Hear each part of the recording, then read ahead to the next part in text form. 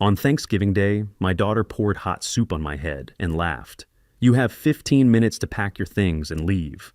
I calmly wiped my face, took out a flash drive, and put it on the table. "You're right. In 15 minutes, your life will be ruined." Before we continue, please subscribe to the channel and let us know where you are listening in the comments. I set the last fork beside the good china, the wedding set from 1982, still perfect after all these years. Silverware caught candlelight, throwing small shadows across the tablecloth. Outside, car doors slammed. My hand touched my jacket pocket reflexively, felt the rectangular outline of the USB drive. 3 months of documentation. 3 months of recording every conversation, every manipulation. Today it ends, one way or another. The front door opened without a knock. Grace's voice reached me before I saw her face. "You didn't shovel the front walk properly." Pearl almost slipped. I walked into the foyer. "I salted it this morning. Ice melted by 10. She didn't look at me, just shrugged out of her coat. "Whatever. Where should we put these?" Mark followed behind her, carrying his mother's jacket along with his own. Pearl shuffled in last, already scanning the walls with that pinched expression she wore around me. "Closet's where it's always been," I said. Grace handed me her coat without making eye contact. Mark nodded, his version of a greeting. Pearl inspected the coat closet door frame, as though checking for structural damage. In the dining room, Mark lifted the wine bottle I'd set out, turned it to read the label. "This is $12 a bottle. Couldn't spring for something decent?" "It's what I drink," I said. Pearl ran her finger along the windowsill, examined it. "Dust. When did you last clean properly?" "This morning." She made a sound, not quite disagreement, not quite acknowledgement, just judgment compressed into breath. Grace settled on the sofa in the living room, phone already out. Her voice carried deliberately, meant for me to hear. "Yeah, still at Dad's. I know. Hopefully not much longer before we can, you know." My hand returned to my pocket. The USB drive felt warm now, heated by body temperature. Each insult cataloged mentally. My legal training kicked in automatically, documenting patterns, noting contradictions. Grace's college tuition, $87,000 paid in full. Her wedding, $23,000 in costs I covered. Emergency loans over the years, never repaid. The numbers were precise in my mind, backed by bank statements and canceled checks. Dinner started quietly. I carved the turkey, served the plates. Only the sound of silverware against china for the first few minutes. Grace broke the silence. "This house is too big for one person." I set down my fork carefully. "I manage fine." Mark leaned forward, his expression arranged into concern. "But at your age, what if something happens? What if you fall downstairs?" "I'm 67, not 90, I said. "Had my physical last month. Doctor said I'm healthier than most 50-year-olds. Pearl made that sound again. "My son would have made sure I was taken care of. Family looks after family." Grace shifted in her chair, abandoning pretense. "Mark and I talked. This house, it's not fair. We're struggling in that tiny rental. You have 4 bedrooms. You have jobs," I said. "You chose that rental." Mark's voice rose slightly. "Chose? We can't afford anything better. Maybe if someone helped—" "I gave you $47,000 over 2 years, I interrupted. "That's documented." Grace's face flushed. "Loans! You treated your own daughter like a bank client." "You said you'd repay," I said. "I have the texts." Pearl leaned forward, voice venomous. "See, this is what I mean. Cold, calculating. No wonder your daughter—" "Don't." My voice stayed quiet, but something in it stopped her. Grace stood abruptly, plate still half full. She walked to the window overlooking the backyard, stood there for a moment, then turned back to face me. "I'm tired of asking. This house belonged to Mom, too. Half should have been mine when she died." "Your mother's will left everything to me," I said. "You received her jewelry. You sold it." "Sentimental garbage," Grace said. "I needed cash." The room went silent. My hand found the USB drive again, gripped it, decision crystallizing. "The house is mine while I'm alive," I said. "That's not changing." Grace's expression transformed. The manipulative softness vanished, replaced by something genuine, fury unveiled. "While you're alive?" Her voice dropped to dangerous calm. "Interesting phrasing. She exchanged a look with Mark. Pearl smirked. I saw it then, the coalition forming, the unspoken agreement passing between them. 40 years as a prosecutor taught me to recognize conspiracy when I witnessed it. Grace's voice came slowly, each word deliberate. I think we need to have a serious conversation about your future, about what's fair, about what we deserve. I felt the USB drive in my pocket, 3 months of recordings, their voices discussing options when I'm finally gone. Financial documents proving every loan, every manipulation, medical records confirming my competence. Yes, I agreed quietly. I think we do need that conversation. Grace smiled. She thought she'd won. She had no idea. Grace turned from the window and walked back to the table slowly. Didn't sit. Stood over me instead. Let me explain something, Dad. Her voice had gone cold, controlled. You're 77, 67, I corrected. She waved dismissively. Whatever. Point is, you're old, alone. This house is wasted on you. Mark nodded. Pearl leaned forward, anticipating something. I remained seated, placed both hands flat on the table edge. The USB drive stayed in my pocket. Not yet. Let them reveal everything first, Grace continued, emboldened. We've been patient. 2 years of watching you hoard this place. Mark's working 2 jobs, Pearl's living in our cramped apartment, and you sit here in 4 bedrooms like some king. You're working 1 job, I said, voice measured. Mark works 1 job. I checked. Her face flushed. You're checking up on us? That's creepy. You asked me for money, I said. I verified need before giving it. Standard practice. Mark stood now, his voice rising. Standard practice? We're family, not clients. Family repays borrowed money, I said. Clients do too.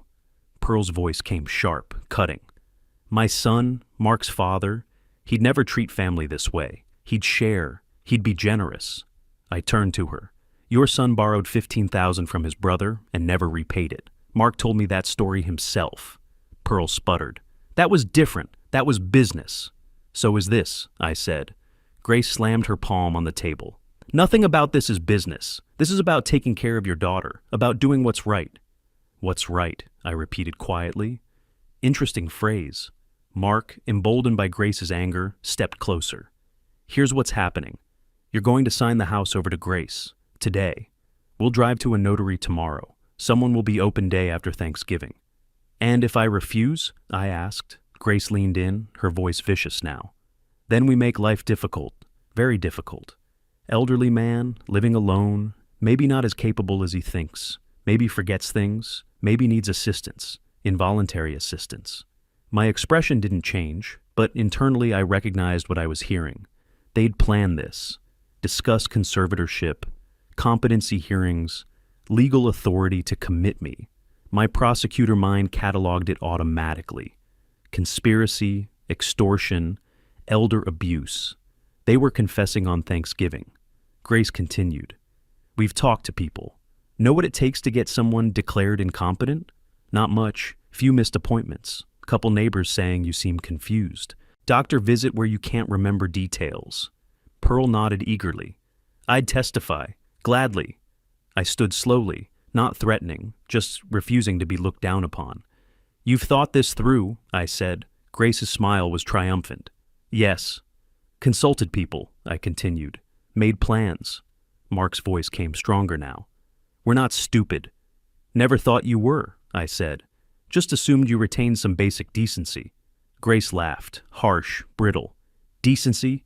You want to talk about decency? You got everything when Mom died. Everything. House, savings, her life insurance. What did I get? She left you her jewelry collection, valued at $32,000, I said. You sold it within 3 months for $18,000 because you needed cash for the wedding. Grace froze. How do you... She stopped, fury overtaking shock. You're keeping files on me? I keep records, I said. Habit from 40 years prosecuting criminals. Grace's face contorted. Something snapped behind her eyes. Criminals? You're calling me a criminal? She looked at the table. The serving dishes still sat there. The soup tureen. Turkey soup. Still steaming from when I'd brought it from the stovetop. Mark saw her expression, started to stand. Grace, don't... Too late. Grace grabbed the tureen handles, ceramic hot to touch, but rage overrode pain. She lifted it. I saw it happening. Didn't move. Prosecutor instinct. Let the crime complete. Document everything. The soup hit my head, shoulders, upper chest, scalding, turkey stock, vegetables, noodles, temperature around 180, hot enough to burn, not enough for hospital-level injury, but painful. It streamed down my face, soaked my collar, my jacket. My eyes closed reflexively against the heat, skin immediately reddening on my forehead, cheeks. Grace held the empty tureen, breathing hard. Then she laughed, high-pitched, hysterical. There! There! How's that for respect? Mark sat frozen. Pearl's expression showed shock, but not disapproval. I reached for a napkin with controlled movements, wiped my face slowly, methodically. Soup dripped from my hair onto my shoulders. Jacket ruined. Good. Evidence. Grace's breathing slowed, her voice cold now, calculated. I'm done asking. I'm done being patient. You have 15 minutes to pack essentials and get out. This house is ours now. Try to call police? We'll say you attacked first. 3 witnesses against 1 confused old man. Pearl added quickly, I'll swear to it. Mark found his voice, weak but present. She's right, Jesse. Better just go. I continued wiping, soup in my eyebrows, ears, face stinging, shirt probably ruined. But my mind stayed clear, clearer than it had been in 2 years. This was the moment, the assault, the threat, the conspiracy completed and confessed. I stood slowly, not gathering belongings, just standing. Reached into my jacket pocket. Soup soaked, but the pocket stayed dry inside. I pulled out the USB drive, small, black, nondescript. Kingston brand, 32 gigabytes. Placed it carefully on the table center. Soup pooled around it briefly before I wiped the nearby surface. Grace, Mark, Pearl, all staring at the drive, confused. You're right, I said. Grace's voice came suspicious. About what? About 15 minutes, I said. That's accurate. In approximately 15 minutes, your life is going to collapse. Grace looked from the drive to my face, soup still dripping from my chin. What's that supposed to be? Documentation, I said. 3 months' worth. Recordings, financial statements, legal documents, everything. Mark laughed nervously.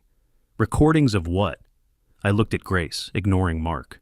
October 13th, phone conversation with someone named Diane. Quote, once he's gone, we can finally get out of that dump. His house will cover everything. Wedding debt, Mark's car loan, everything. Grace's face paled.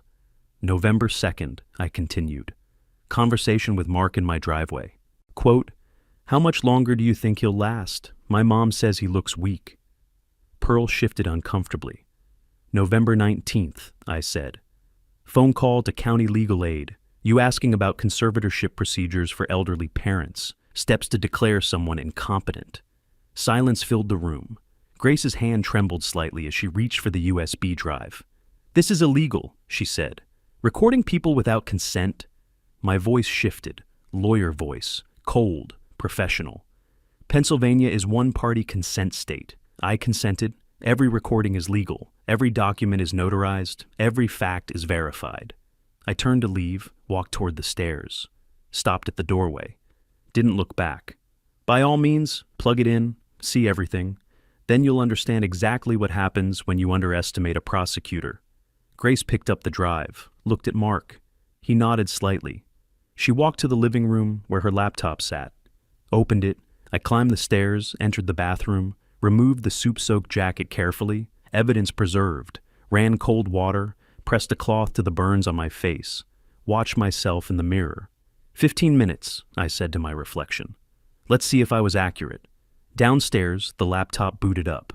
USB drive slid into the port. The first file opened. Grace's sharp intake of breath carried up the stairs. I smiled for the first time that evening. Upstairs, I pressed a cold washcloth to the reddened skin on my forehead. The sting was sharp but manageable. First-degree burns, nothing requiring a hospital. Through the bathroom floor vent, house sounds carried clearly. Laptop fan humming. Grace's breathing audible even from this distance.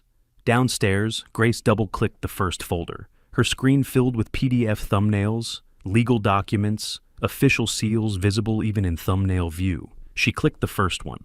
Pennsylvania state seal at top. Notary stamp bottom right. Date, September 18th, 2024. Last will and testament of Jesse Robert Turner. Mark leaned closer. What's it say? Grace scrolled. Read, her face drained of color. Pearl impatient. Well? Grace's voice came flat with shock. Everything goes to charity. What do you mean everything? Mark asked. Grace read aloud, mechanical. I, Jesse Robert Turner, being of sound mind and body, do hereby bequeath my entire estate, including but not limited to real property located at 4127 Willow Grove Avenue, Philadelphia, Pennsylvania, all financial assets, investment accounts, and personal property, to the Veterans Support Foundation of Pennsylvania. Silence. Pearl's voice came sharp. That can't be legal. You're his daughter. There are laws. Grace scrolled faster. Disinheritance clause. I specifically and intentionally make no provision for my daughter, Grace Turner Phillips, having provided substantial financial support during my lifetime, totaling, her voice caught, totaling $87,000 in educational expenses and $47,000 in personal loans between 2023 and 2024. Mark stumbled back to the couch, sat heavily. Grace, desperation creeping in. This is fake. Has to be. He did this tonight after... But the date, September, 2 months ago. She clicked the next document. Property deed. Updated title showing Jesse as sole owner. Previous joint ownership with deceased spouse formally cleared. Recorded with county October 2nd, 2024. Next document. Rental agreement. Jesse Turner as tenant. Jesse Turner as landlord through revocable trust. Term, 10 years. Monthly rent, $1. Right of first refusal to purchase. Option expires 2034. Mark, confused. He's renting from himself? Grace's understanding dawned, her voice hollow. He's protecting it. Trust owns the house. He rents it. If he dies, trust continues. Charity gets it eventually, but nobody can evict him. Nobody can force sale. Nobody can claim inheritance because, technically, he doesn't own it anymore. It's legal shelter. Upstairs, I changed into a clean shirt, hung the soup-stained jacket carefully on the shower rod. Evidence preserved. Checked my face in the mirror. Red patches on forehead and left cheek. Nothing severe. Pain manageable. I descended the stairs slowly, each step deliberate. Prosecutor entering courtroom, not victim fleeing scene. Grace heard the footsteps. Didn't look up from the screen, just kept scrolling through folder after folder. I entered the living room, stood in the archway, waited. Mark saw me first, opened his mouth, closed it. No words came. Pearl found her voice, aggressive. You can't do this. This is abuse. Elder abuse, using your age to manipulate. Elder abuse is defined as exploitation of persons 65 or older, I said calmly. I'm the elder. You're living in my house rent-free while plotting to have me declared incompetent. That's the definition you're looking for. Grace clicked the next folder. Audio files. Dozens. Each labeled with date and participants. She clicked one at random. October 13th, 2024. Grace Diane phone conversation. Her own voice filled the room through the laptop speakers. Can't wait much longer. Mark's drowning in debt. We need that house. Diane's voice. What about your dad? Grace's voice laughing. What about him? He's got maybe 10 years left if we're unlucky. House sits there wasted while we're crammed in that apartment. Grace slammed the laptop shut. Silence echoed. Mark's voice shook. You recorded us? Pennsylvania is one-party consent state, I said. I was present or participant in every conversation. Completely legal. Grace stood, laptop forgotten. You were spying on your own family. Documenting evidence of conspiracy to commit elder abuse, attempted coercion, and financial exploitation, I corrected. 40 years as prosecutor taught me that evidence matters. Pearl tried. Nobody will believe this. You're twisting things. I pulled my phone from my pocket, tapped the screen. November 2nd, your conversation with Grace about how much longer I'd last. November 19th, your suggestion that I seem confused lately when speaking with the mailman, establishing pattern for competency hearing. Would you like me to play those? Pearl's face hardened. She said nothing. Grace sat back down. Her hands trembled slightly as she clicked through more files. Bank statements. Joint account. closed October 28th, 2024. Balance transferred to Jesse's individual account, 12,247.63. Grace's emergency access eliminated. Investment account statements. Balance $231,456.89 as of October 30th, 2024. Account restructured into irrevocable trust. Beneficiary. Veterans Support Foundation. Grace's voice broke. Not tears, just rage. You stripped everything. Everything Mom left. Your mother left everything to me, I said factually. Her will, dated 2018, explicitly stated that. You received her jewelry collection, valued at $32,000. You sold it for $18,000 within 3 months. That was your inheritance. Mark tried a different angle. Jesse, we can talk about this. There's been tension, sure, but family works through things. I cut him off. Family doesn't pour scalding soup on family members. Family doesn't conspire to steal property. Family doesn't threaten false testimony about incompetence. Silence. I consulted my watch, not checking time, just making the gesture. Pennsylvania law requires 48-hour notice for eviction of residents without legal tenancy. You've been living here 4 days this month, 8 days last month. You have no lease, pay no rent, have no legal claim. I'm providing that notice now. Grace stood again, laptop nearly falling. This is insane. You can't. My voice hardened. First real edge. I can. I did. 48 hours starting now, which means Saturday evening at approximately this time. Anything remaining after that point will be considered abandoned property. Grace looked at Mark. Mark looked at Pearl. Pearl looked at the laptop screen still displaying legal documents. I turned toward the kitchen. Grace's voice came desperate, shifting tactics. Wait, Dad. Please wait. I paused. Didn't turn around. Grace, softer, calculated. There has to be something, some way to fix this. I made mistakes. I'm sorry. The soup that was, I lost control. But we're family. There has to be a way. Keep scrolling through the files, I said, still not turning. 4th folder. I walked into the kitchen. Sound of the faucet running, glass filling. Grace exchanged a look with Mark. Sat. Opened the laptop again. 4th folder. Title, Financial Recovery Documentation. She clicked it open. Single PDF file. Legal letterhead. Campbell and Associates, attorneys at law. Dated November 26th, 2024. Yesterday. Notice of intent to file civil suit for recovery of debt. Grace's name, Mark's name as co-debtor, having signed several loan requests. Amount claimed, $47,000 plus interest calculated at Pennsylvania, legal rate of 6% per annum. Payment terms offered, $500 monthly for 10 years or lump sum settlement. Alternative, civil judgment, wage garnishment, credit reporting. Grace's hands gripped the laptop edge, knuckles white. Mark read over her shoulder, whispered, "We can't afford $500 a month. We're barely making rent now." Pearl reading, her voice uncertain for the first time. "This says wages can be garnished. That's your paycheck, Grace. And Mark's." Grace looked toward the kitchen, where I stood drinking water, back to the living room. Her voice came barely audible. "What have we done?" Mark clicked back through the folders, counted files, 37 audio recordings, 42 document scans, bank statements covering 24 months. "This is months of work," he said quietly. "He's been planning this for months." Pearl, defensive but less certain. "So what? It's vindictive. Shows he's unstable." Grace interrupted, sharp. "It shows he's a lawyer." Was a lawyer, prosecutor. She looked toward the kitchen where my silhouette was visible through the archway. "He built a case against us."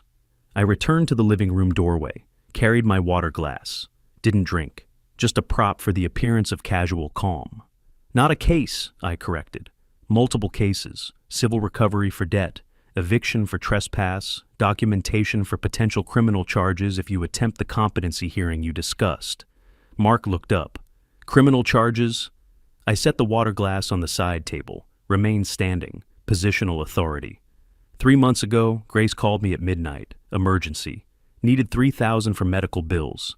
I transferred money next morning. 2 weeks later, I saw Facebook photos of your weekend in Atlantic City. Roulette tables, expensive restaurant. Grace opened her mouth, closed it. I continued, voice steady, not angry, just factual. "That's fraud. lying to obtain money under false pretenses. Pennsylvania defines it as theft by deception when amount exceeds $200. Felony threshold is $2,000. You requested $3. Mark stood, hands raised. Now wait, that's not what happened. She really thought there were medical bills? I turned to Mark. April 15th this year. You borrowed $4,000 for car repairs after accident.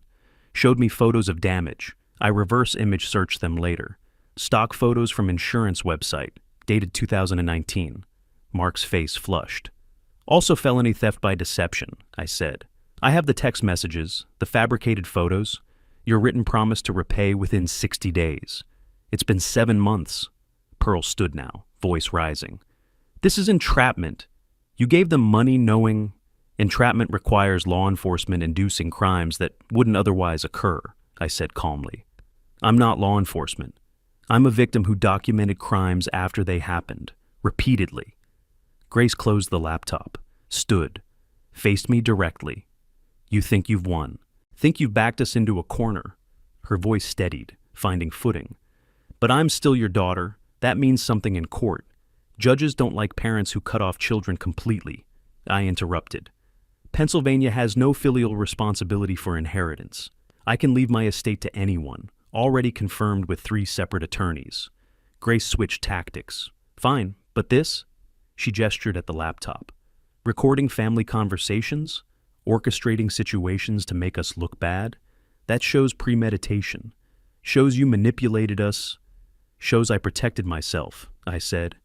After you told Mark, October 20th, conversation in my driveway, that you wished I'd just have a stroke or something quick.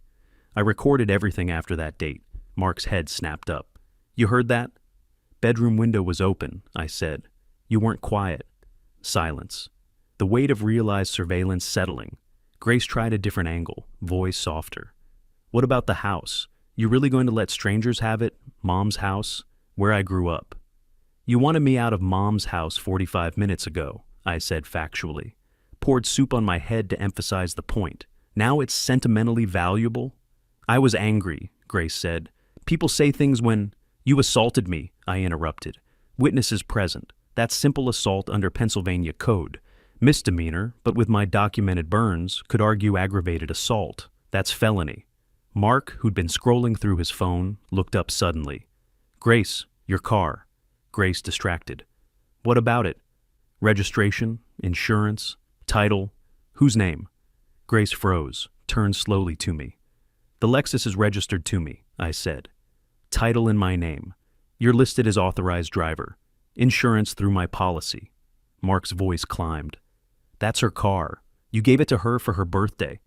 I gave her use of it, I said. Never transferred title. Legally, it's mine. You've driven it approximately 14,000 miles this year. I've been documenting fuel costs, maintenance, insurance payments, total $9,200. I pulled a folded paper from my pocket, placed it on the coffee table.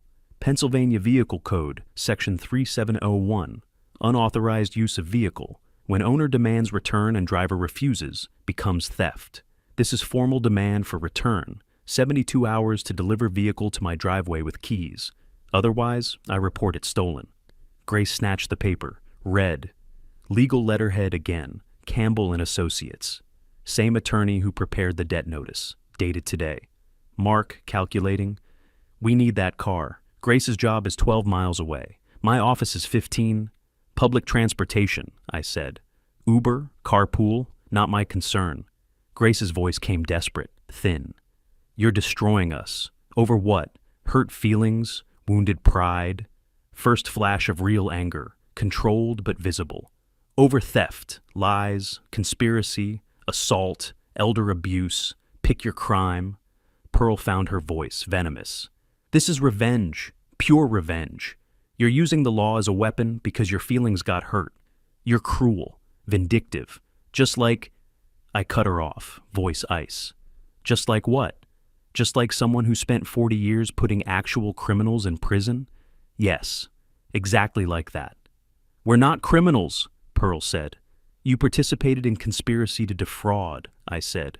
You offered to provide false testimony in competency hearing. That's perjury and conspiracy, both crimes. Pearl faltered. I didn't mean November 19th, I said.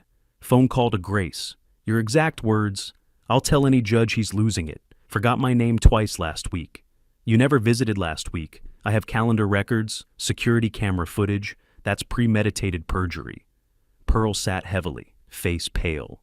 Grace, still scrolling through the laptop, opened another folder, bank statements, saw the joint account closure notice.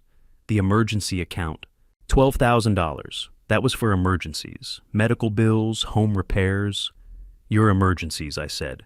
Not mine. You accessed it 19 times in 2 years. Total withdrawn, $11,800. Documented purposes, 3 trips, 5 restaurant charges over $200 each, shopping at luxury stores, 0 medical bills, 0 home repairs. Grace started. You needed my money without asking, I interrupted. Without explaining, without repaying. That account required both signatures for withdrawal. You forged my signature 4 times. I have the withdrawal slips, compared signatures. Hired handwriting analyst, that's forgery, also felony. Mark dropped into a chair, head in his hands. Grace's voice broke, genuine fear now. What do you want? There has to be something you want. People don't do this without wanting something. I walked to the laptop, reached past Grace, opened another folder she hadn't seen yet. 5th folder, investment accounts. Grace looked at the screen. Statement from Vanguard. Account number partially visible. Balance line, 231,456.89. Date, October 30th, 2024. Status, transferred to irrevocable trust. Beneficiary, Veteran Support. Foundation of Pennsylvania. Trustee, Campbell and Associates. Below that, another document. Life insurance policy. Metropolitan Life. Death benefit, $250,000. Beneficiary change from Grace Turner Phillips to Veterans Support Foundation. Date of change, September 22nd, 2024. Grace's voice came hollow. $250,000, life insurance, that was mine. You always said, I said many things when I thought you were my daughter, I said, when I believed family meant loyalty. I was wrong. I walked toward the stairs, paused. 48 hours for eviction, 72 for the car, debt repayment plan or lawsuit filed Monday morning. You have options, limited but present. I suggest you start planning instead of arguing. Mark looked up. And if we refuse, all of it, just refuse? I spoke from the stairs, not turning. Then I proceed with every legal action available. Eviction becomes trespassing arrest. Car becomes stolen vehicle report. Debt becomes judgment and garnishment. Fraud complaints get filed with district attorney. I still know people there. I climbed 3 steps, stopped, added. I spent 40 years making cases stick. I know how to document, how to testify, how to present evidence. You're not the first people who thought they could manipulate the system. You're just the first who tried to manipulate me. I continued upstairs. My bedroom door closed. Downstairs, 3 people sat in silence, laptop screen glowing, showing documents that dismantled their futures line by line. Grace finally whispered, "We can't pay $500 a month, can't afford rent without the car, can't live anywhere in 48 hours. Mark's voice came quiet. What do we do? Pearl said nothing, had no answers. Upstairs I sat on the bed edge, listened through the floor. Old house, sound carried well. Their voices murmured below, urgent whispers, someone crying. Grace, probably. Mark's deeper voice agitated. My phone buzzed. Text from Stephen Campbell, my attorney. Documents filed. Sheriff scheduled for tomorrow noon. Eviction notice served per Pennsylvania statute. Everything solid. I replied, understood, thank you. Set the phone aside. Waited. 40 years prosecuting criminals taught me pattern recognition. Cornered people follow predictable paths. Denial, bargaining, anger, desperate action. Grace had cycled through the first 3 tonight. Desperate action came next. Question was what form it would take. Downstairs, Grace's voice rose slightly, making a phone call, trying for privacy, but failing. David, it's Grace. I know it's late, but I need legal advice. Emergency. Pause. My father, he's done something crazy, changed his will, cutting me out completely. Says I have 48 hours to leave his house. Can he do that? Longer pause. I could imagine the person on the other end, David something, clinic colleague Grace mentioned once, attended law school but never practiced. Grace, voice desperate. But there are laws about disinheriting children, right? He can't just... Pause. What do you mean Pennsylvania has no filial requirement? That can't be... Pause. Her voice shifting, calculating. Okay, what about competency? He's 67, acting erratically, making bizarre decisions. Could we argue diminished capacity? Get the will overturned? My hand moved to the phone. Opened a folder I'd prepared for exactly this. Medical documentation from Dr. Patricia Morrison, geriatric specialist. Comprehensive evaluation dated November 20th, 2024, 8 days ago. Cognitive function tests, memory assessments, capacity evaluation. Results. Exceptional for age, no impairment detected. Legally competent for all decisions. Grace continuing. How do we start that process? What's needed for evaluation? Pause. Court order first? That takes how long? Pause. Weeks? We don't have weeks. He wants us out in 2 days. Her voice cracking. Mark saying something I couldn't hear. Pearl's response, sharper, urging, Grace steadying.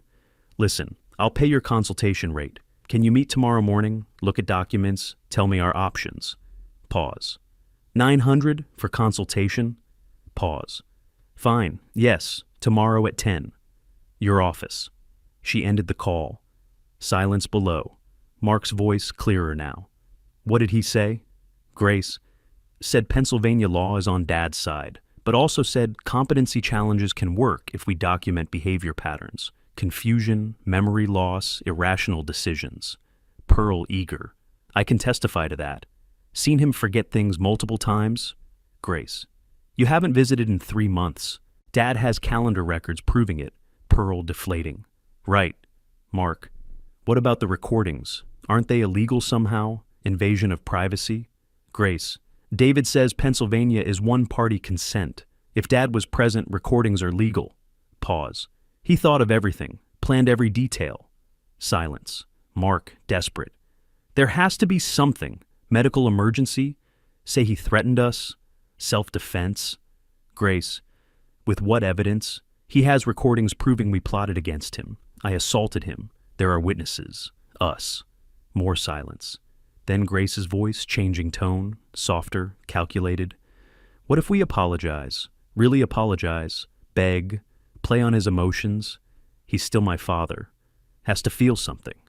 I smiled in the darkness upstairs. There it was. Emotional manipulation. Last resort of the cornered.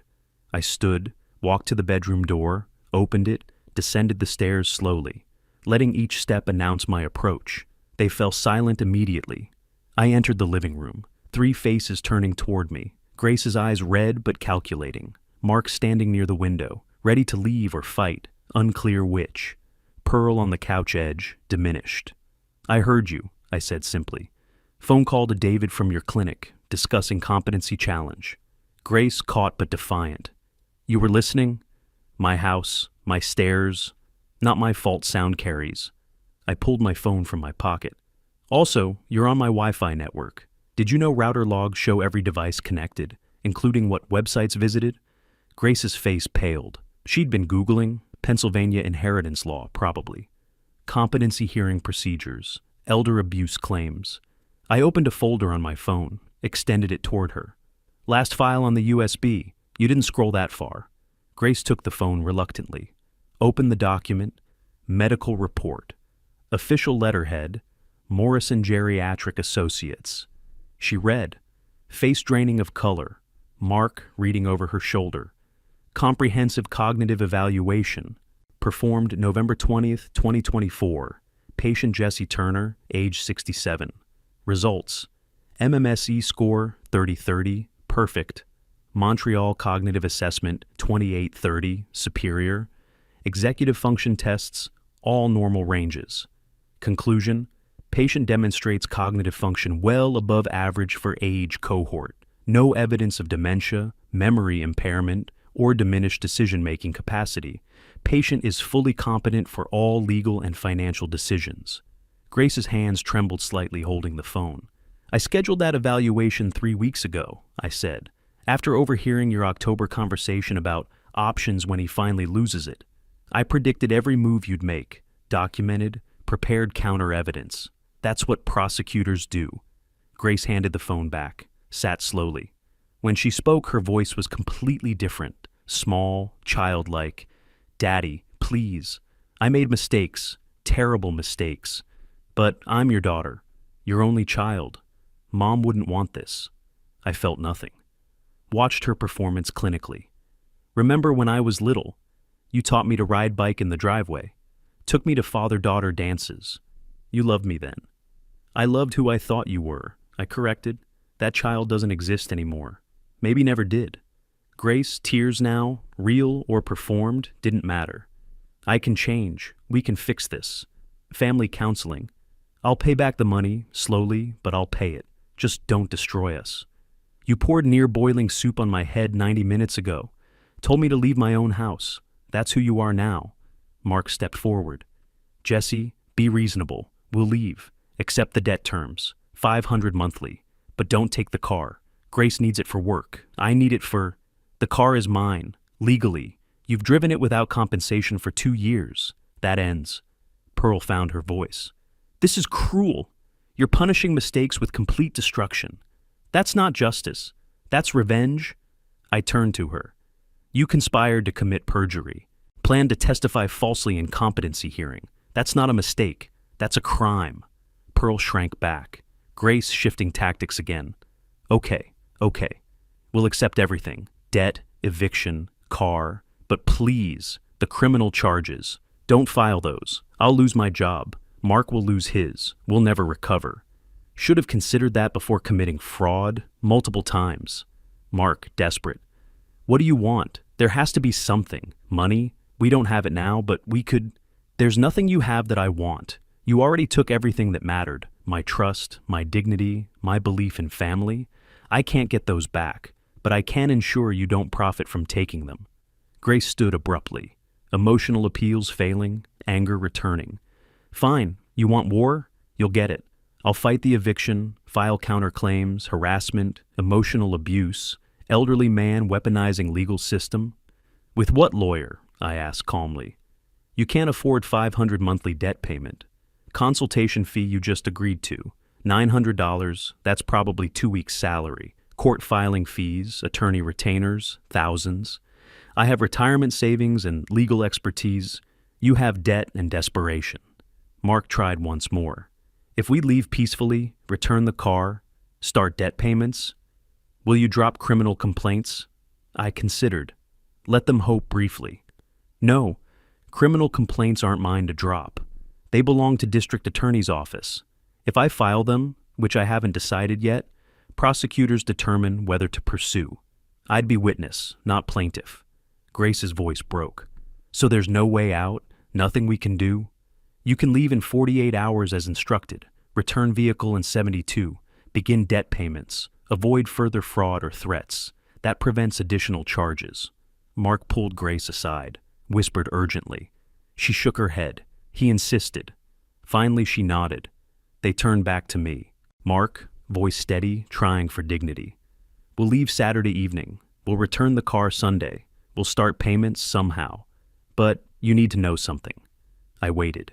You've won, legally, financially, tactically. You've destroyed us, but you've also destroyed yourself. I raised an eyebrow. How so? You'll die alone, completely alone, no family, no one who cares. You'll spend your last years in this house surrounded by legal documents and recordings of the daughter you drove away. That's not victory, that's just sad. Grace added quietly. He's right. You've proven you're smarter than us, stronger, better prepared. Congratulations. Hope it keeps you warm when you're 80 and eating Thanksgiving dinner alone. They walked toward the stairs to the guest rooms where they had left their belongings. Pearl followed without a word. I stood in the living room, their words hanging in the air, didn't respond, didn't need to. They thought loneliness would hurt, thought isolation was punishment. They didn't understand. After 40 years watching families destroy each other in courtrooms, after seeing what people do for money and property, after tonight, solitude wasn't punishment. It was peace. I climbed the stairs to my bedroom, Behind me, sounds of them packing in guest rooms, drawers opening, closet doors. Tomorrow would be interesting. Dawn light through bedroom windows woke me. 6:15 by the bedside clock. Friday morning, downstairs, silence. They were still here, sleeping or pretending to sleep in the guest rooms. 40 hours remained on the eviction notice. By tomorrow evening, they'd be gone, voluntarily or otherwise. I dressed, made coffee in the kitchen. The house felt different, lighter somehow, despite 3 hostile people upstairs. Or perhaps because of their impending departure. My phone buzzed. Text from Stephen Campbell. Sheriff confirmed for noon. Bring eviction notice, property deed, rental agreement, standard procedure. I replied confirmation. Another buzz, voicemail notification. Cousin Margaret from Pittsburgh. Left a message at 11 p.m. last night. Unusual. We spoke maybe twice yearly. Retrieve voicemail. Jesse, it's Margaret. Grace called me. Very upset. Said you've had some kind of breakdown, threatening to evict her. Please call me. Concerned about you. I smiled grimly. So it begins. Next voicemail. Uncle Robert from Harrisburg. Jesse, heard from Grace. What's going on? She says you're acting strange, making wild accusations. Family shouldn't treat family this way. Call me. Third voicemail. Cousin Linda.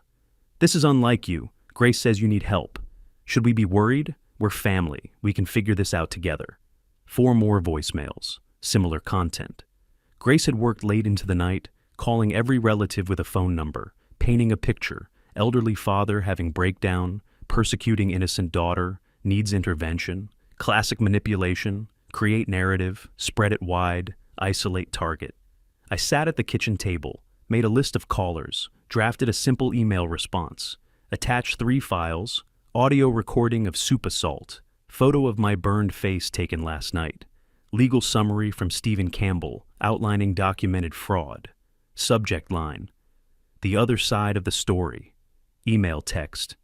You've heard Grace's version. Here's documented evidence.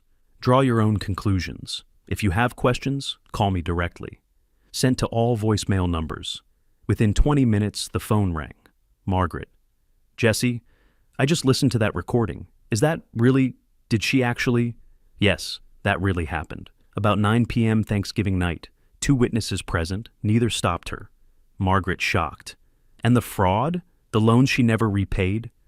Documented across 2 years. $47,000. Multiple false pretenses. I have bank records, text messages, signed loan agreements. Silence. Then, why didn't you tell anyone? Because I kept hoping she'd change. That family loyalty meant something. I was wrong. Margaret quiet. I'm sorry. For calling without hearing your side first. Your family. You were supposed to call. That's what Grace counted on. By 11 a.m., 5 relatives had called back. 3 apologized. 2 asked what they could do to help. None offered support to Grace. I checked the security camera feed on my phone. Installed cameras 4 weeks ago. Motion activated, covering front door, driveway, back entrance. Grace didn't know they existed. Neither did Mark or Pearl. At 11:40, the sheriff's vehicle pulled into the driveway. Deputy James Crawford, I'd testified in his cases years ago, back when I was prosecuting. I met him at the door before he knocked. Mr. Turner, been a while. He extended his hand. I shook it. Deputy Crawford, appreciate you handling this. Got the paperwork from Campbell and Associates, clean filing. Got the eviction notice, property documentation.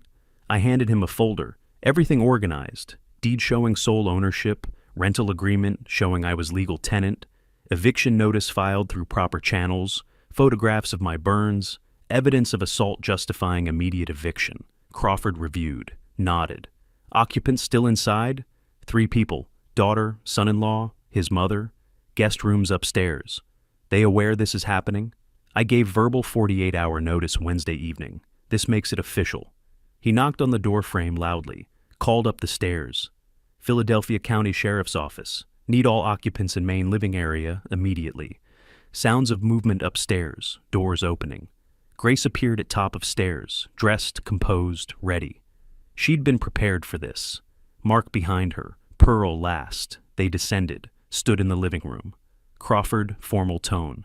I'm Deputy Crawford, Philadelphia County Sheriff's Office. I'm here to serve formal eviction notice to Grace Turner Phillips, Mark Phillips, and Pearl Phillips. He handed each of them papers. Under Pennsylvania law, you're required to vacate these premises within 24 hours of service. That means by noon tomorrow, Saturday, November 30th. Failure to comply results in forcible removal and potential criminal trespass charges. Grace, voice controlled. This is my father's house. I grew up here. This is... Crawford, cutting her off. Property deed shows sole ownership by Jesse Turner. Rental agreement shows Mr. Turner as legal tenant. You have no legal claim to residence. 24 hours. Mark. We need more time. Finding apartment, moving belongings. Crawford. That's between you and property owner. My job is serving notice. Law says 24 hours for non-paying occupants. Mr. Turner's being generous. Most situations, it's immediate. Pearl attempting sympathy. I'm 64 years old. Health problems. Can't just be thrown out on the street. Crawford unmoved. Ma'am, you have 24 hours to arrange accommodation. Multiple shelters in Philadelphia accept walk-ins. Social services can help. But you cannot remain here past tomorrow noon.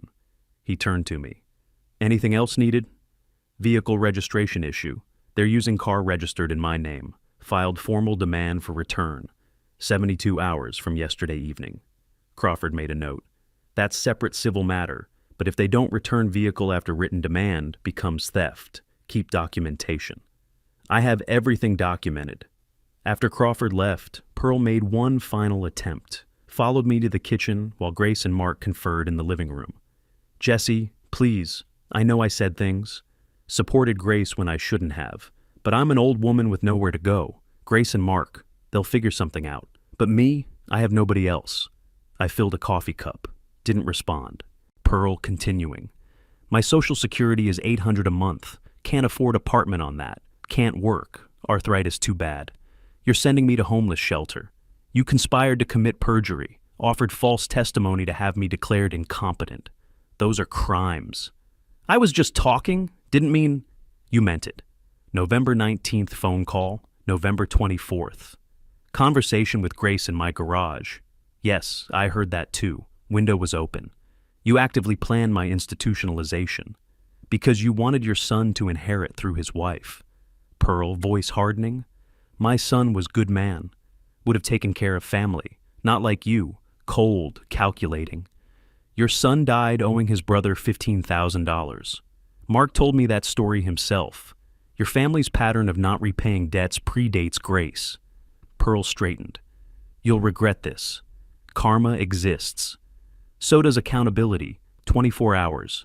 She left the kitchen, heard her climbing stairs, door slamming. Evening, 6 p.m. Grace and Pearl in guest rooms, packing methodically. Mark knocked on my bedroom door. Can we talk? Man to man? I opened the door, stood in the doorway, blocking entrance. What do you need? Mark, attempting casual. Look, tomorrow we're gone. You win. But between us, off the record, you really going to file criminal charges? Haven't decided. Because if you do, my record gets flagged. I work security clearance contract. Fraud charge means I lose job immediately. Not after conviction, after charge, even if dismissed later. Should have considered that before defrauding me. Mark's expression shifted. Casual gone. Something harder underneath. You know what happens when men have nothing left to lose? I met his eyes. Is that a threat? It's a question. Man loses job, can't pay bills, criminal record prevents future employment. What's he got left to protect? I pulled my phone from my pocket, opened an app, turned the screen toward him. Security camera feed. 4 angles visible. Front door, driveway, hallway where we stood, living room behind him. Cameras installed 4 weeks ago. Motion activated, audio and video, cloud storage. Everything you just said is recorded. Threats against witness in criminal matter. That's witness intimidation. Separate felony. Mark's face drained. I continued. Also, you're physically larger than me. I'm 67 with documented injuries from your wife's assault. Any violence you commit becomes aggravated assault on elderly victim. Pennsylvania takes that seriously. Mandatory minimum sentencing. Mark stepped back, hands raised. I didn't mean... Yes, you did. You tried to intimidate me into dropping charges. Failed. Now you've created additional evidence. I suggest you pack and leave quietly, because every minute you stay here, every word you say, goes into my documentation. Mark retreated to the guest room, heard urgent whispered conversation between him and Grace. Couldn't make out words, didn't need to. Pattern clear. Every attempt to counter my strategy failed, because I'd predicted each move. My phone buzzed. Text from Stephen Campbell. Eviction proceeds tomorrow noon. I'll be present with law enforcement backup if needed. Also, debt collection paperwork ready to file Monday morning. Need your authorization. I typed response. Authorized. File Monday. Full amount plus interest. Sat on the bed edge. Looked around the bedroom. Master bedroom I'd shared with my wife for 28 years, before cancer took her. Room where Grace was conceived, where I'd read her bedtime stories as a child. Tomorrow, Grace would leave this house for the final time, not as daughter visiting father, as defendant in civil lawsuit, as person who committed assault in this very house. No sentiment, just fact. Downstairs, sounds of movement. Boxes being carried to cars, they must have found some. Probably Mark's vehicle, since the Lexus would be returned Sunday. I walked to the window. Watched them load the trunk, Grace's face set in hard lines. Mark avoiding looking toward the house. Pearl moving slowly, defeated. They'd spend tonight somewhere else. Cheap motel, probably, using credit card they couldn't afford. Tomorrow, the sheriff would verify empty premises. Sunday, I'd recover my Lexus. Monday, lawsuit filed. This was what justice looked like. Not dramatic, not satisfying in traditional sense, just systematic dismantling of those who had exploited trust. I returned to bed, set alarm for tomorrow morning. Downstairs, the front door opened, closed, locked from outside using their keys. They still had them. Silence. House empty except for me. Exactly as it should be. Saturday morning arrived with sharp November cold. I watched frost patterns on the bedroom window while coffee brewed downstairs. Security camera app showed an empty driveway. They'd left Friday evening, taking immediate necessities. Today they'd return for everything else. Furniture from guest rooms, clothing, personal items accumulated over months of freeloading. My phone showed 9:47 a.m. Sheriff's deadline was noon. They'd cut it close, probably intentionally. Passive-aggressive final gesture. I carried coffee to the living room, sat in the armchair positioned to see the front door, waited. Stephen Campbell had texted earlier. Final documents prepared. Debt collection lawsuit ready for Monday filing, unless payment arrangement confirmed. Traffic fine liability transferred to actual driver. Social Security notified of Pearl Phillips' housing status per your evidence. Every piece in place. Every consequence documented. At 10:15, Mark's Honda Civic pulled into the driveway. Doors opened. 3 figures emerged, moving slowly. They entered using keys, hadn't returned those yet. I remained seated, watching. Grace saw me first. Her face hardened. We're here to get our things, then we're gone. You have until noon, I said. Neutral tone, statement of fact. Mark and Pearl headed upstairs immediately. Grace lingered, looking around the living room. Last time she'd see it as someone with connection here. Whatever she felt, she kept hidden. I returned to the kitchen, gave them space but stayed within earshot. Their movements audible, drawers opening, closet doors, boxes being filled. Pearl's voice sharp. Where's my blue suitcase? Mark, check the closet again. Grace frustrated. Just pack everything. We'll sort it later. Sounds of effort. Furniture scraping floors, cardboard boxes. They'd brought their own this time. I monitored security feeds, watching them work. Mark carrying boxes downstairs. Grace organizing items in the guest bedroom. Pearl moving slowly, favoring her right knee. Arthritis real, even if she'd exaggerated it to Deputy Crawford. Grace carried a box downstairs, set it by the front door, turned back for another load. Her phone rang. She answered, Mom, I can't talk now. We're moving out. Pause. No, I don't know where we're going yet. Mark's looking at apartments. Longer pause. Her expression shifting. Confusion, then alarm. What do you mean you got something in the mail? From who? Pause. Campbell and Associates? When did... She stopped. Eyes found me in the kitchen doorway. I'll call you back. She ended the call, stood motionless, processing. You sent something to my mother's address?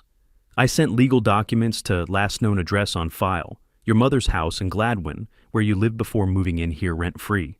Grace pulled her phone out again, texted rapidly.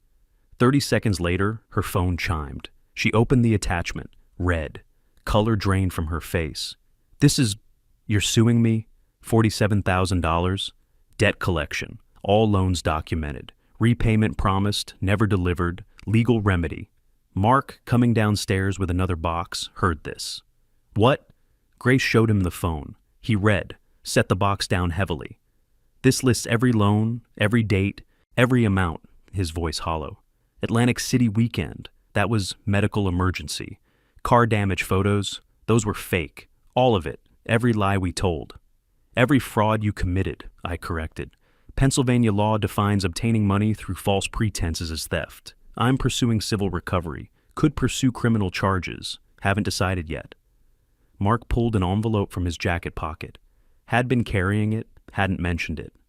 Got this yesterday. Forwarded from our old apartment. He opened it, read aloud.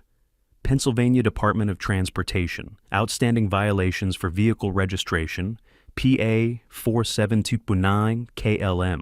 Total fines, $3,400. Failure to pay within 30 days results in license suspension and additional penalties.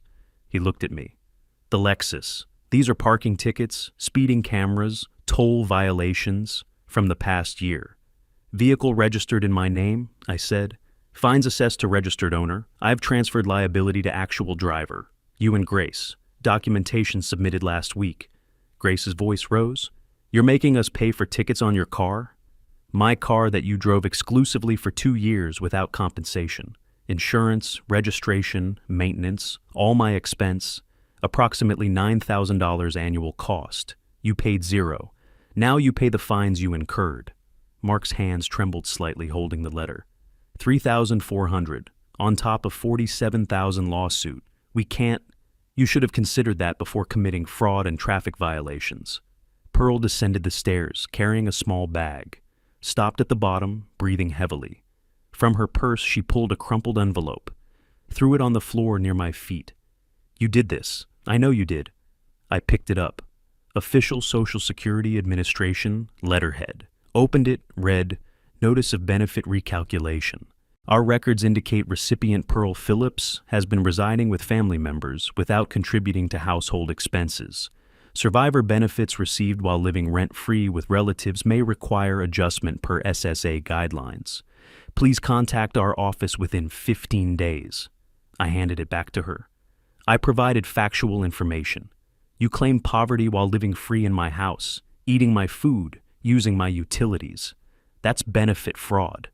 Pearl's voice shook with rage. They'll cut my benefits. I'll have nothing. You'll have what you're legally entitled to, not fraudulently obtained excess. She opened her mouth to respond, closed it, picked up her bag and walked toward the door. Mark, quiet, defeated. You really did think of everything. 40 years prosecuting criminals teaches thoroughness. Grace sat on the bottom stair, box beside her, forgotten. Looking at her phone screen, lawsuit documents still visible.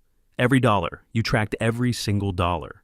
Every transaction included description, temporary loan, repayment by date.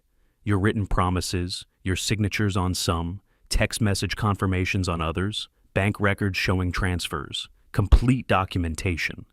Mark joined her on the stairs, read over her shoulder, scrolling through the attachment.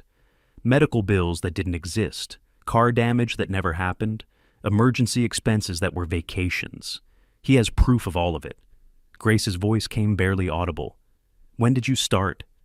When did you decide to do this? October 13th, after overhearing your phone conversation about waiting for me to die so you could have the house. That's when I knew you weren't family anymore. You were adversaries, so I treated you accordingly. By building a legal case against your own daughter. By protecting myself from people attempting to defraud me. Happens you're my daughter, doesn't exempt you from consequences. Pearl standing by the door with her belongings. You're inhuman. Normal people don't do this to family. Normal families don't assault elderly parents with boiling soup. Don't conspire to have them declared incompetent. Don't commit fraud repeatedly while pretending affection. You created this situation. I documented it. Mark checked his watch. 11:40. We need to finish. They worked in silence. Final loads carried to cars, furniture from guest rooms, Grace's old dresser, Mark's desk, Pearl's rocking chair, personal items in garbage bags when boxes ran out. I stayed in the kitchen, watched through the doorway. Didn't help, didn't hinder. By 11:55, cars loaded, house empty of their presence. Grace stood in the doorway one last time, looked at the living room, dining room visible beyond, stairs leading to bedrooms where she'd grown up. "This was my home," she said quietly. "It was your parents' home. Your mother and I bought it together, worked for it together, paid mortgage for 30 years. You lived here as child because we provided for you. That doesn't make it yours. I meant I had memories here, good memories. So did I, until you poured soup on me and ordered me out. That memory replaced the others." She turned to leave, stopped, faced me one last time. "The lawsuit. The $47,000. If we can't pay, payment plan available, $500 monthly. Start paying, I won't file suit. Missed payments, civil judgment proceeds. Wages garnished, assets seized, credit destroyed, your choice. $500 a month for 8 years? 7 years, 10 months. I calculated interest at 6% annually per Pennsylvania legal rate. Total $55,900. Spreadsheet attached to lawsuit documents. Payment schedule included. Mark from the doorway. "Grace, we need to go." She walked out. Didn't look back again. Mark followed. Pearl last. At the threshold, she turned. "I hope you choke on your victory. I hope you learn accountability. Doubt you will." Door closed. 3-car doors slamming, engines starting, vehicles backing out, driving away. I walked to the front window, watched them disappear down the street, pulled phone from pocket, texted Stephen Campbell. "They've vacated, house secured. Proceed with Monday filings unless payment received by end of business today." His response immediate. "Understood. Standing by." I set the phone down, looked around the empty, quiet house. Exactly as it should be. Saturday evening passed in profound silence. Guest rooms empty, bathroom cleared, kitchen missing their dishes. Silence felt liberating, not lonely. At 11:03 p.m., phone rang. Unknown number. "Jesse Turner," Grace's voice, careful. "Dad, it's me. Please don't hang up. I need to talk, face to face." I considered refusing. Curiosity won. "Walnut Street Coffee Shop. Tomorrow, 2 p.m. "Thank you. This doesn't change anything. Lawsuit proceeds unless payment starts immediately." "I understand." Sunday afternoon, I arrived early at the coffee shop, chose table by window, back to wall, prosecutor habit. Grace appeared at 1:58. Hair pulled back simply, minimal makeup, exhaustion visible. She ordered coffee, sat across from me.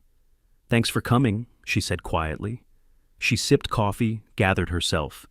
"I was wrong. Everything Thursday night, the soup, forcing you out. I'm sorry." "Yes," I agreed. "It is unforgivable."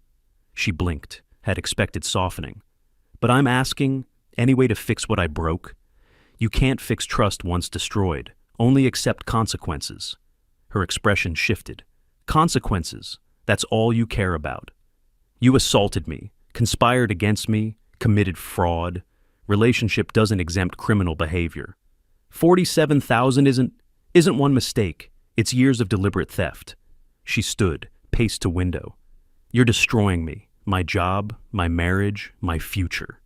I let her spiral. Prosecutor technique. Everyone will say bitter old man destroyed his daughter over money. Everyone who matters knows the truth. I sent evidence to family. Nobody's calling me cruel except people who committed crimes. She returned, sat heavily. "What do you want?" "You face consequences, pay debts, learn accountability. 500 monthly for 8 years. We can't survive that. Should have considered that before fraud." Tears on her cheeks now, real ones.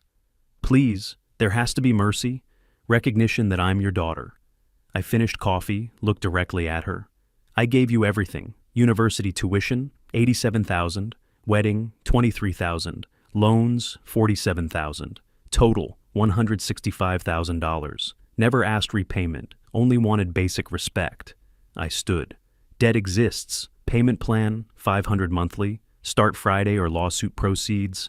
house, inheritance, assets, gone forever. These are consequences. What happens after debt's paid? Then you're debt-free. Life continues. But we're not family? No, that ended when you assaulted me. Some things can't be repaired. I really did love you, as a kid. I was same person then. Difference is you benefited. Once you thought you could take without giving, love became inconvenient. I pulled on jacket. Will I see you again? Unlikely. You destroyed that connection. I'm just recognizing reality. I paused at door, turned back.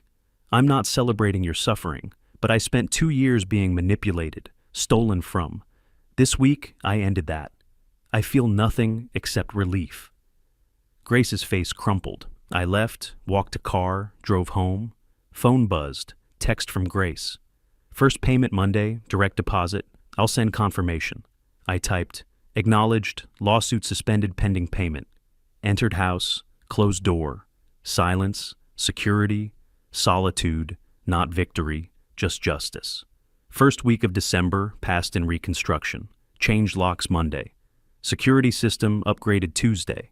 House felt lighter, like removing heavy furniture revealed space underneath. Removed all traces from guest rooms. Mark's borrowed tools donated to Goodwill, reclaiming territory. Phone remained quiet. Grace silent since Sunday. Pearl's number blocked. Stephen Campbell emailed Wednesday.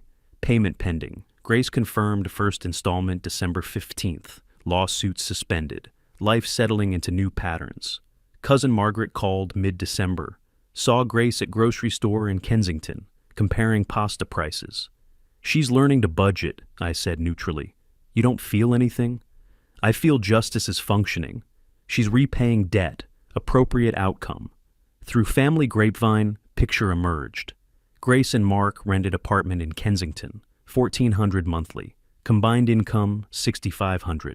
Mark took weekend job at Home Depot. Grace stopped professional hairstyling. Pearl moved to New Jersey. I felt nothing. Just acknowledgement systems were functioning. December 15th, bank showed deposit, $500. Grace Phillips, debt payment $195. Text from Grace. Payment sent, confirmation attached. Replied, received, payment 1 acknowledged. Next payment, January 15th. Pure transaction. Stephen Campbell called, payment posted, client maintaining terms. Remarkable case. Textbook elder abuse defense turned offense. Satisfied justice was served. Mid-December, focused on house improvements. Kitchen repainted soft gray. Living room furniture rearranged. Security system expanded. Replaced damaged dining chair. Updated estate documents with Stephen Campbell. Veterans Support Foundation, confirmed as primary recipient. Late December, met Thomas Brennan from Veterans Foundation. Former Marine Development Director. Your bequest, approximately $700,000, will transform our programs. Homeless veterans, job training, mental health. Better than enriching people who'd squander it. We discuss logistics, professional conversation. Whatever happened, you're creating something positive. Veterans won't know the story, but they'll feel the impact. That's sufficient. Christmas approached, first alone in 43 years. Margaret invited me for dinner. I declined. Prefer quiet this year. Christmas Eve, prepared simple meal, set table for one, no pretense. Phone buzzed, text from Grace. It's Christmas, Merry Christmas, hope you're okay. Considered responses. Acknowledged, hope you're managing. Barely, but managing. Mark's working hard. Good. Survival is earned, not given. Christmas passed quietly. December 30th, Stephen Campbell texted, all documents finalized, legal matters concluded. New Year's Eve, stayed home, watched ball drop alone, just acknowledgement, survived, established justice. Midnight. Text from Grace. Payment 2, sent, due 1 to 15, confirmation attached. Early. January 15th was 2 weeks away. Checked bank, $500. Second of 95. Received, payment 2 acknowledged. 7 years, 9 months remaining. Walked to window. Snow beginning to fall. New year, new chapter. Same principles. Justice functioning. January 1st. New year dawned cold. I woke early, made coffee, carried it to living room. House profoundly quiet. Not lonely silence, chosen tranquility. Phone showed notifications. Stephen Campbell. Happy New Year. Final estate documents attached. Everything sealed. Opened attachments. Trust irrevocable. Will filed. Beneficiary designations confirmed. Power of attorney assigned to attorney, not family. Complete legal fortress. Second notification. Automated bank alert. Recurring payment received. $500. Grace Phillips. Early again. She was learning compliance. 7 years, 9 months remaining. I opened laptop. Created document. Case review. Turner v. Turner Phillips. Listed facts dispassionately. Defendant actions. Assault. Conspiracy. Fraud. Attempted coercion. Plaintiff response. Documentation. Legal consultation. Medical evaluation. Estate restructuring. Eviction. Debt collection. Outcomes: defendants removed, payment plan initiated, criminal charges reserved, estate secured, legal costs minimal. Conclusion: case successful, justice served. Elder abuse carries consequences. Save document, close laptop. 40 years prosecuting criminals. Never prosecuted family before. Shouldn't have needed to. January 15th. Payment posted on schedule. Grace maintaining perfect compliance. Text arrived. Payment 2 confirmed. January 15th, receipt attached.